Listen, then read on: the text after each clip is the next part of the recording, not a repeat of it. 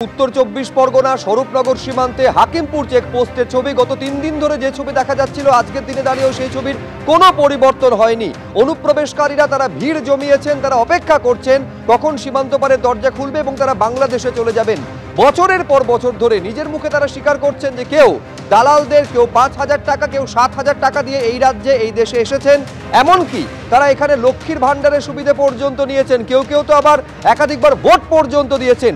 আর তারপর এই এসআইআর এর আবহে ভারত ছাড়ার হিড়িক তাদের মধ্যে লক্ষ্য করা যাচ্ছে।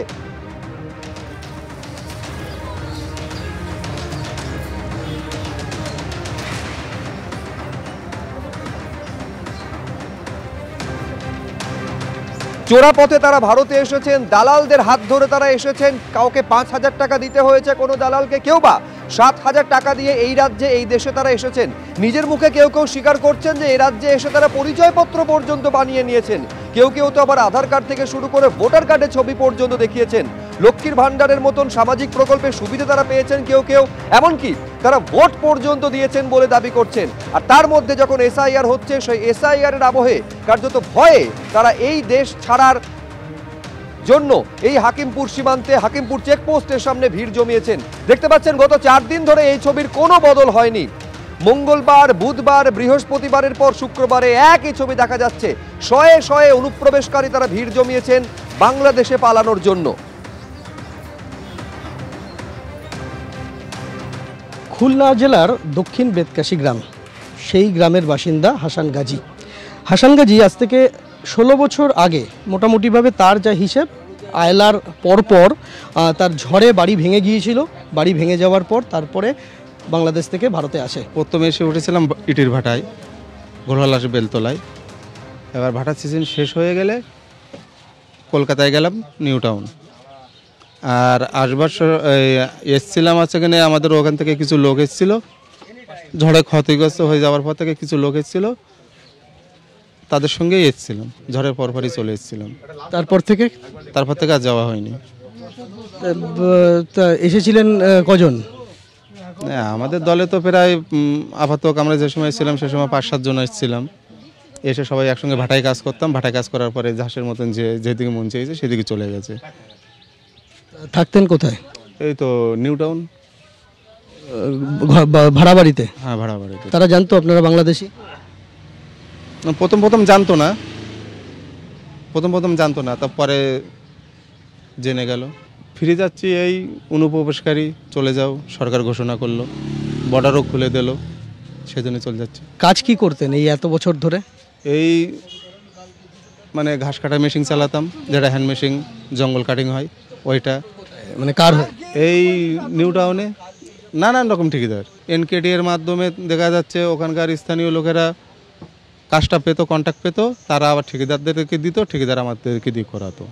এনকেডি এর কাজও করেছে।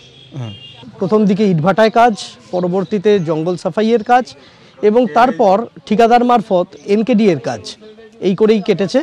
এবং সীমান্ত দিয়ে পারাপার শুরু হওয়ার পর অনুপ্রবেশকারী হিসেবে তাদের দেশে ফিরে যাওয়ার একটা সুযোগ এসছে, তাই সেই সুযোগ হাতছাড়া না করে ভারত ছাড়ছেন তার মতো আরও অনেকে।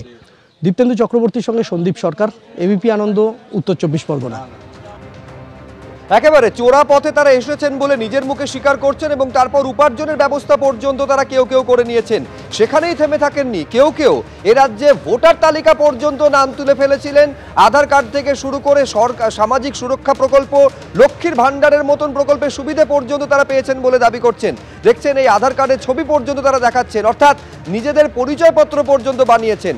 3-4 দিন ধরে এই ছবি, এই অনুপ্রবেশকারীদের ভিড় লক্ষ্য করা যাচ্ছে এই স্বরূপনগর সীমান্তে। এখন তাদের বাংলাদেশে ফেরত পাঠানো হচ্ছে কিভাবে তুলে ধরেছেন আমাদের প্রতিনিধি, সেটাও দেখাবো। শুরুটা হয়েছে মোটামুটিভাবে গত 3-4 দিন ধরে। দলে দলে বাংলাদেশি তারা ভিড় জমাতে শুরু করেন যে চেকপোস্ট রয়েছে হাকিমপুরে, সেই হাকিমপুর চেকপোস্টের বাইরে, এবং তারা এখানে আসেন, এসে বিএসএফের সাথে কথা বলেন। সেখানে তাদের নাম নথিভুক্তিকরণ শুরু হয়, তাদের কার কি পরিচয়পত্র রয়েছে সেগুলি তার কপি নেওয়া শুরু হয় এবং তারপরে সেই কপি এখান থেকে পাঠানো হয় বাংলাদেশ বর্ডার গার্ডের কাছে। সেই পরিচয়পত্র, তারা যে বাংলাদেশি সেই পরিচয়পত্র সেখানে যাচাই হওয়ার পর যখন বাংলাদেশ বাংলাদেশ বর্ডার গার্ডের তরফ থেকে সবুজ সংকেত আসছে। তারপরে এই হাকিমপুর চেকপোস্টের বাইরে অপেক্ষারত এই সমস্ত বাংলাদেশি অনুপ্রবেশকারী তাদেরকে এখান থেকে নিয়ে যাওয়া হয় পার্শ্ববর্তী তরালি বলে একটি জায়গা রয়েছে, সেই তরালিতে একটা ক্যাম্প তৈরি করা হয়েছে। সেই তরালি ক্যাম্প থেকে তারপরে বিজিবির সবুজ সংকেত এলে এখান থেকে আর কিছুটা দূরে আমুদিয়া ল্যান্ড বর্ডার রয়েছে, সেই আমুদিয়া ল্যান্ড বর্ডারে সেখান থেকে পারাপার করা হচ্ছে। তার আগে এরা যে বাংলাদেশি নাগরিক সেই সমস্ত পরিচয়পত্র বিজিবিকে পাঠানো হচ্ছে। বিজিবির তরফ থেকে সেই পরিচয়পত্র যাচাই হয়ে আসার পরে তারপরে কিন্তু সীমান্ত পারাপারের অনুমতি দেওয়া হচ্ছে। এইভাবেই গত ৩-৪ দিন ধরে চলে আসছে, আজও তার ব্যতিক্রম হয়নি।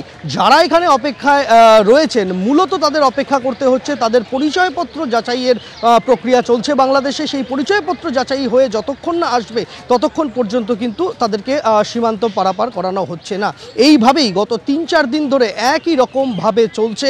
বেআইনি অনুপ্রবেশকারী যারা বাংলাদেশ থেকে ভারতে ঢুকেছিলেন তাদের ভারত থেকে আবার বাংলাদেশে পাঠানোর প্রক্রিয়া, সেরকমটাই সূত্রের খবর। দীপ্তেন্দু চক্রবর্তীর সঙ্গে সন্দীপ সরকার, এবিপি আনন্দ, উত্তর ২৪ পরগনা।